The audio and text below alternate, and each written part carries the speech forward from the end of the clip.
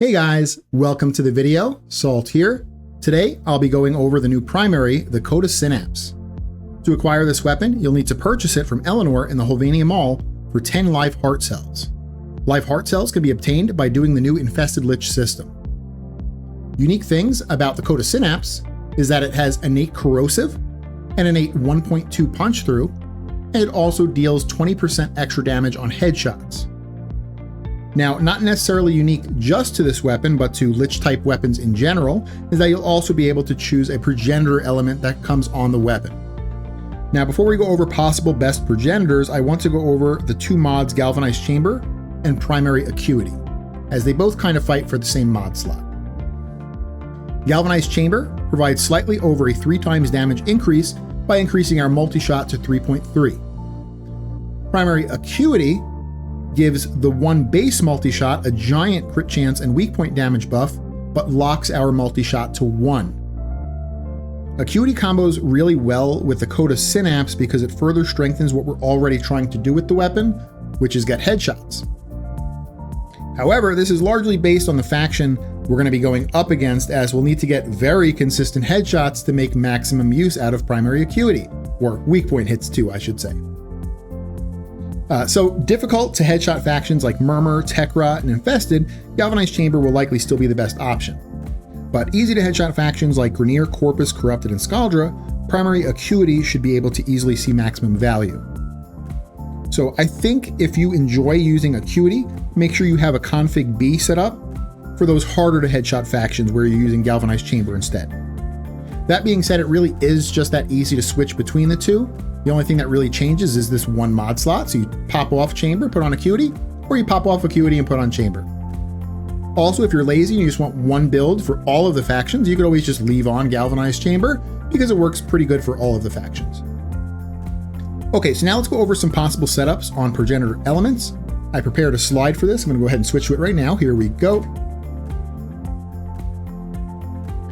Okay, I have 5 builds and I have 2 groups. So the first group of 3 is going to be using Galvanized Chamber, which is multi-shot.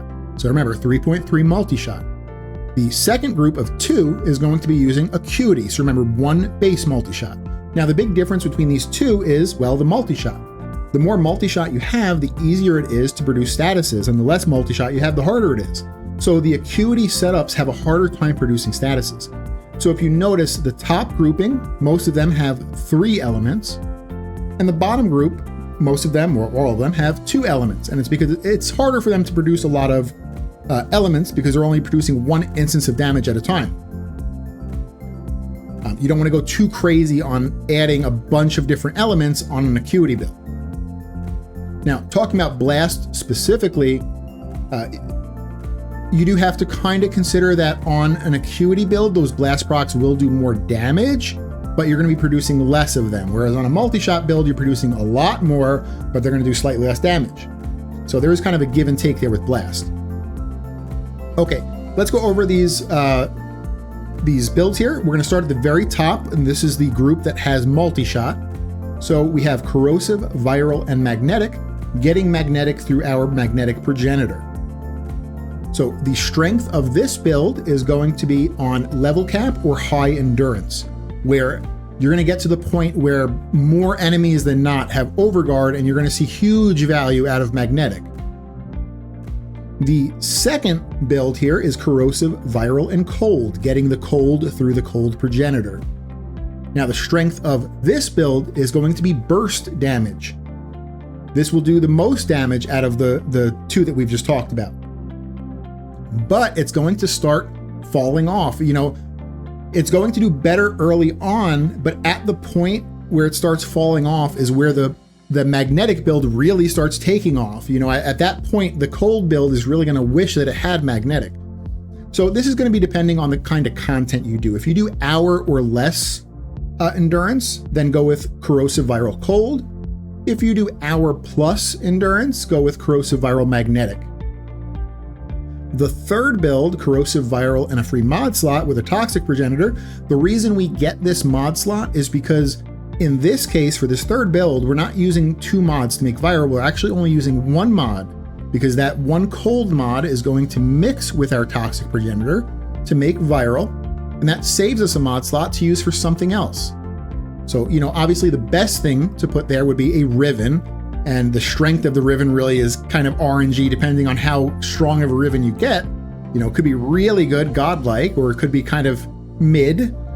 But if you didn't have a Riven, the next best mod to put on this build would be Hunter Munitions. And Hunter Munitions is similar to Magnetic, where it's not super great early on because enemies just kind of die too quickly for you to get much value out of the slash procs. But as you go on into Endurance, enemies are living long enough to take multiple ticks of that slash proc, and Hunter Munitions becomes quite good.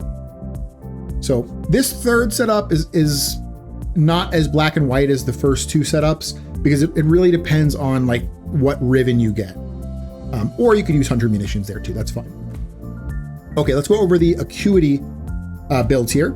So the first one is gonna be Corrosive Viral and a mod slot. And same thing here, we're getting that free mod slot because we're only using one cold mod to make viral, because that cold mod is gonna mix with our Toxic Progenitor to make viral, and we end up with a free mod slot. And the second build here we have for Acuity, I think this one is the best if you have external viral. If you have an external way to viral prime, this next one is Corrosive Cold. So you use the primed cryo rounds to get a huge cold increase, and you're really using cold for that extra crit damage, and you're getting the buff from external viral, hopefully in this case, and you end up with a free mod slot. And to not mess up with your cold, you just go with a cold Progenitor also, so it doesn't mix it. So yeah, these are the 5 different setups here, the 3 with Galvanized Chamber and the 2 with Acuity. Now you can kind of convert most of these into Blast as well. If you have external viral, you can always go Blast. So instead of like Corrosive Viral Magnetic, you can do Corrosive Blast Magnetic, and it would just be, instead of the cold and heat, or the cold and toxic 60/60, would be the cold and heat 60/60 to make Blast. So, you know, in that case, just kind of be careful which Progenitor you pick, because it might be different, right? Like, let's look at this third one, for instance, Corrosive Viral and a free mod slot.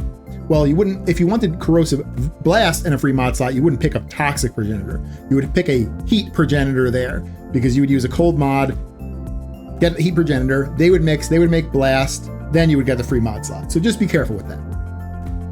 Okay, I think we can go back to normal gameplay here. And if you notice, I have a Magnetic Progenitor, so my build is going to be kind of showing that magnetic setup here, although the only thing that really changes is these last 2 mods for all of the setups. So let's go over the mods now. We have Galvanized Chamber or Primary Acuity in the first slot, Galvanized Scope for crit chance, Prime Shred for fire rate and punch through. Now, unfortunately, Prime Shred is a login reward, so if you don't have Prime Shred, use Vial Acceleration as a fire rate mod instead. Bladed Rounds for crit damage, Critical Delay for crit chance, Vital Sense for crit damage. And in the next 2 slots, this will depend on what you went with as a Progenitor. You may need to use both of these slots for element mods, like I did, because I have a Magnetic Progenitor, you know, so I went with the 60/60 Toxin and the 60/60 Cold to make viral here. Or you maybe only need one of these elements to make viral, because maybe it's mixing with the Progenitor that you picked.